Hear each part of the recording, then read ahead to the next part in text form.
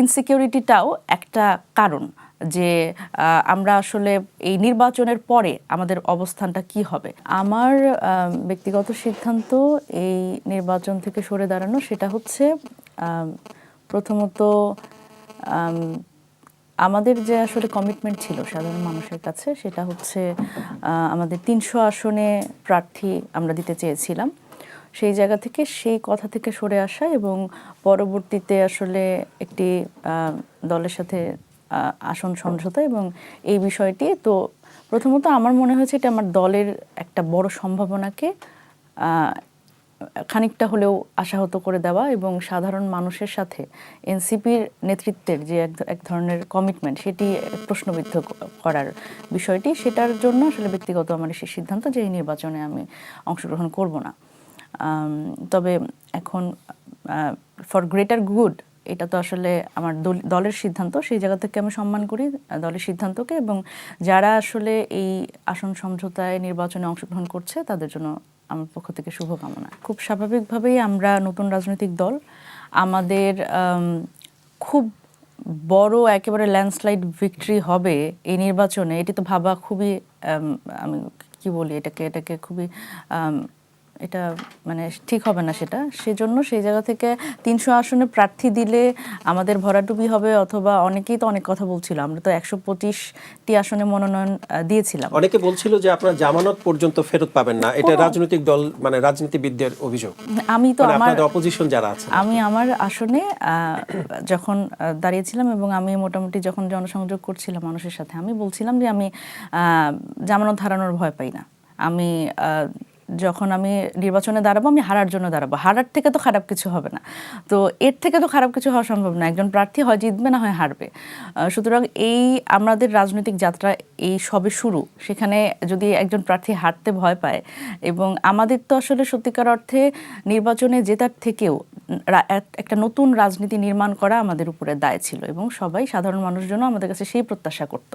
তো সেখান থেকে আমার মনে হয়েছে যে এই নতুন রাজনীতি নির্মাণ করার ক্ষেত্রে এই মুহূর্তেই আমার জয়ের চিন্তা করা বা সংসদে একটি আসন ফিক্স করা, এর থেকে গুরুত্বপূর্ণ হচ্ছে সাধারণ মানুষকে একটি বার্তা দেওয়া যে নতুন রাজনৈতিক বন্দোবস্তে নির্বাচন কিভাবে করা যায়, নির্বাচন প্রক্রিয়াতে যেই ধরনের বিষয় যদি বলি চর্চিত হয়ে আসছে, সেটি নিয়ে কতটা কথা বলা যায়, সেটি এই জায়গা থেকে কতটা সুন্দর একটা প্রক্রিয়ায় আসা যায়, এই বিষয়গুলো প্রশ্ন তোলা এবং এই নির্বাচনী প্রক্রিয়া বলেন এবং রাজনৈতিক সংস্কৃতিতে একটা পরিবর্তন আনা, এটি হচ্ছে এনসিপির যে তরুণ তাদের আসলে এক ধরনের দায় ছিল। কিন্তু এর সাথে আরেকটি জিনিস কিন্তু সম্পর্কিত। দেখেন, আমরা যখন বহুদিন ধরে এই যে রাজনৈতিক নতুন রাজনৈতিক বন্দোবস্ত বলছি, এই পরিবর্তনের কথা বলছি, আমরা কিন্তু একাই বলে যাচ্ছি।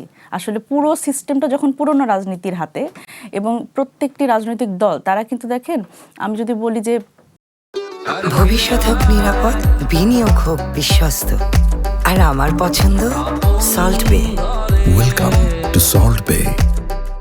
আমি সবসময় বেগম খালেদা জিয়ার কথা এই ক্ষেত্রে স্মরণ করি। তিনি ভয়েস অফ আমেরিকাতে একটি সাক্ষাৎকারে উনি বলছিলেন, এটি আমি 11-12 বছর আগের কথা বলছি, উনি বলছিলেন যে আমাদের প্রশ্ন, যিনি সাক্ষাৎকার নিচ্ছেন তিনি বলছিলেন যে এই যে সংস্কার তো দরকার, এই সংস্কার নিয়ে আপনি কি মনে করেন? উনি বললেন যে আমার দলের জন্যই আসলে আমার সংস্কার প্রয়োজন, কারণ আমার দলে তৃণমূল থেকে যেই মানে ছাত্রদল করা যেই তরুণটি, তাকে আমার আসলে উপরে নিয়ে আসতে হবে এবং গণতান্ত্রিক প্রক্রিয়া এবং তরুণদের রাজনীতিতে নিয়ে আসতে হবে।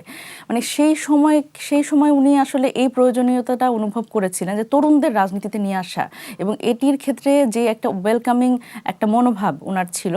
আমি এই সময় এসে সেই জায়গাতে আমাদের রাজনৈতিক দলগুলোর সেই ওয়েলকামিং মনোভাবটা কম দেখেছি। এবং আমি যদি বলি, একেবারে মিডিয়াতে বসেই বলছি যে মিডিয়া থেকে শুরু করে রাজনৈতিক দলগুলো বলেন যে আমাদের নিয়ে এক ধরনের যে ফ্রেমিং, ধরেন একজন সমন্বয়ক, সেই সমন্বয়ক, আমি যদি বলি জামালপুরের মাদারগঞ্জ উপজেলার, সেইখানের একজন সমন্বয়ক কি করলো, সেটা এসে দায় পড়েছে এনসিপির উপরে। এবং এনসিপির নেতৃত্বের ক্ষেত্রে দেখা গেছে যে বিতর্কগুলো, সেগুলো আসলে পুরোপুরি এনসিপির দায় হিসেবে। কারণ হচ্ছে এনসিপি তো আপনার গণঅভ্যুত্থানে প্রথম সারিতে ছিল এবং প্রধান স্টেক হোল্ডারও দাবি করে, তাহলে সেক্ষেত্রে তাদের দায়ভার তো আসবেই। ইন্টারেস্টিংলি এখানে দেখেন সমন্বয়ক কিন্তু যে টার্মটা এটা যেহেতু গণ অভ্যুত্থান একটা অর্গানিক মুভমেন্ট, সেই অর্গানিক মুভমেন্টে কিন্তু আসলে কেউ কাউকে সমন্বয় করেনি। এখানে সকল রাজনৈতিক দল বলেন, সাধারণ নেতৃত্ব বলেন, তারা কিন্তু এই সমন্বয়ক হয়ে উঠেছিল।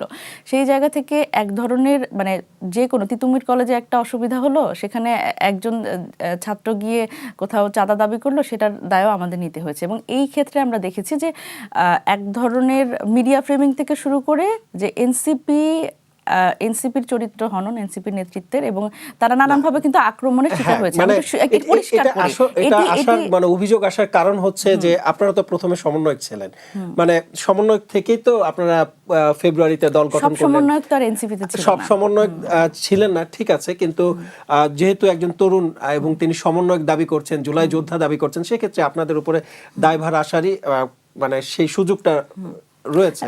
এবং হবিগঞ্জেও কিন্তু একটি ঘটনা ঘটেছে, ওসির সামনে আপনার হচ্ছে চোখে চোখ রেখে তিনি বলছেন যে থানা পুড়িয়ে দিয়েছেন, এসআই এর গায়ে আগুন দিয়েছেন, যেখানে পুলিশের নিরাপত্তা নেই, পুলিশ যেখানে অসহায়ত্ব বোধ করছে এমন মন্তব্যের পরে সেখানে সাধারণ মানুষের আসলে নিরাপত্তাটা কোথায়? না, সাধারণ মানুষের নিরাপত্তার কথা যদি বলেন, এখানে যারা জুলাই আন্দোলনে অংশগ্রহণ করেছিল তাদের নিরাপত্তাও নাই। আমরা কিন্তু পরবর্তীতে দেখেছি যে যিনি আসলে এই কথাটি বলছিলেন, আমি যদি বলি যে এই জুলাই আন্দোলনের পরে আমি 5 আগস্টের পরবর্তীতে এরকম যে ঘটনাগুলো ঘটেছে সেগুলো কিন্তু আউট অফ রেজ, এবং সেখানে শুধুমাত্র যে সমন্বয়করা ছিল ব্যাপারটা তা না। তো এটা এত সরলীকরণ করে দেখলে আমার মনে হয় যে সেটা ঠিক হবে না। আর এর পরবর্তীতে কিন্তু জুলাইয়ের যারা নেতৃত্ব তাদের কিন্তু নানানভাবে বিতর্কিত করবার চেষ্টা করা হয়েছে। এবং এই যে রিসেন্টলি আমরা দেখলাম যে সুরভি নামের যে মেয়েটি, তাকে তার বয়স নিয়ে এক ধরনের ধোঁয়াশা এবং তারপরে তার 2 দিনের রিমান্ড মঞ্জুর করা, এই ধরনের নানান কিছু আসলে আমরা দেখছিলাম। তো সেই জায়গা থেকে আমাদের রিমান্ড তো সকালে দেয়া হয়েছে, দুপুরে দেয়া হয়েছে, তারপর বিকেলে আবার জামিন হয়ে গেছে। হ্যাঁ, হয়ে গেছে, সেটাই। কিন্তু সেটা কিন্তু একটা বড় ধরনের চাপ তৈরি করার পরেই হয়েছে। সুতরাং এখানে আমরা যেটা দেখলাম যে এখানে আসলে অনলাইন চাপ বা এই চাপগুলো ছাড়া আমাদের সরকার আসলে তাদের টনক বলে একটা বিষয় আছে, সেটা নড়ে না আর কি। তো এই জিনিসটা। আর আরেকটা ব্যাপার দেখেন, আমি এই কথাটাই দিয়ে শেষ করছি, সেটা হচ্ছে যে এই যে হাদির যে অ্যাসাসিনেশন, তো হাদি গুলিবিদ্ধ হওয়ার পরে একটা দেখেন নির্বাচনী প্রক্রিয়ার মধ্যে আমরা ঢুকে গেছি। এবং তফসিল ঘোষণার পর দিন যখন হাদির উপরে এরকম তিনি তো আমাদের সহযোদ্ধা ছিলেন, তো এরকম যখন একটা ঘটনা ঘটে তখন স্বাভাবিকভাবেই আমরা কিন্তু নিরাপত্তাহীনতায় ভুগি। আমি এতগুলো ঘটনার অবতারণা করলাম কিন্তু শুধু একটা কারণেই, যে এই ইনসিকিউরিটিটাও একটা কারণ যে আমরা আসলে এই নির্বাচনের পরে আমাদের অবস্থানটা কি হবে। তো সেই জায়গা থেকেও আমার মনে হয় যে আমাদের দলের পক্ষ থেকে এই বিষয়টিও কনসিডার করা উচিত।